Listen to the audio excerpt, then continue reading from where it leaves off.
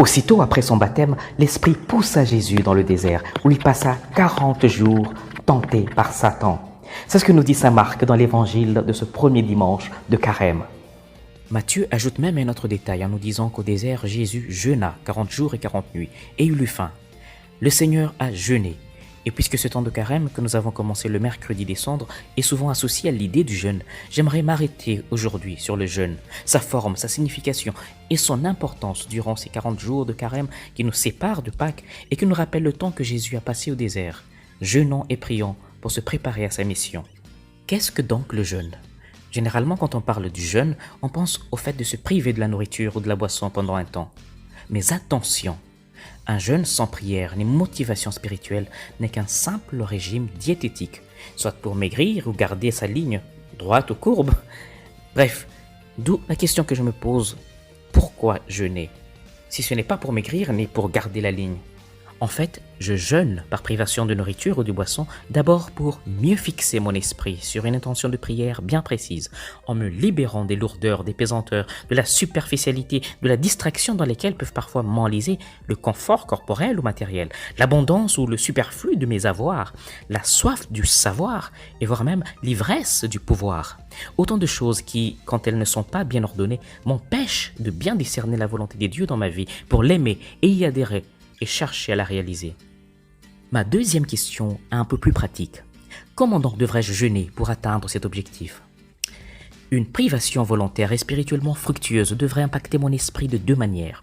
D'abord, m'aider à mieux ordonner ma propre vie, discipliner mon corps et mon esprit, en me libérant de certains attachements désordonnés par exemple.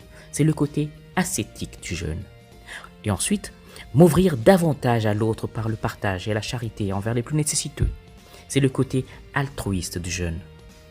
Puisqu'en fait, me priver d'une bière ou de la viande aujourd'hui pour boire cette bière ou manger la même viande demain ou dans une semaine ou un mois n'est qu'une simple économie ou une épargne pour moi-même, il ne deviendra un jeûne spirituellement fructueux que si et seulement si l'argent que j'aurai épargné en me privant à chaque fois d'une bière ou de la viande devient aumône, aide ou charité envers les plus pauvres, en commençant par ceux qui vivent dans mon environnement immédiat.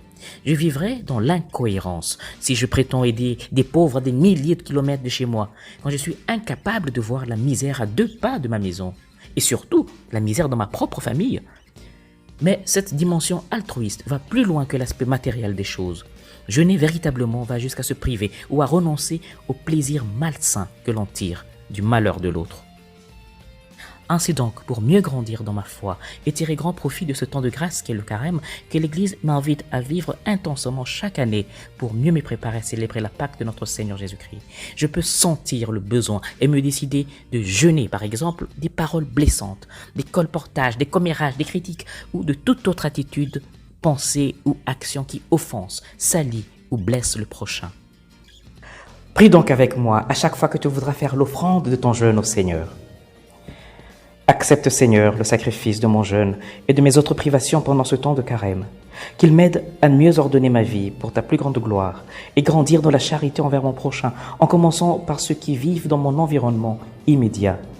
Amen. Et que le Seigneur te bénisse et te garde, ta famille et toi-même, au nom du Père et du Fils et du Saint-Esprit. Amen. Fructueux temps de carême chez vous.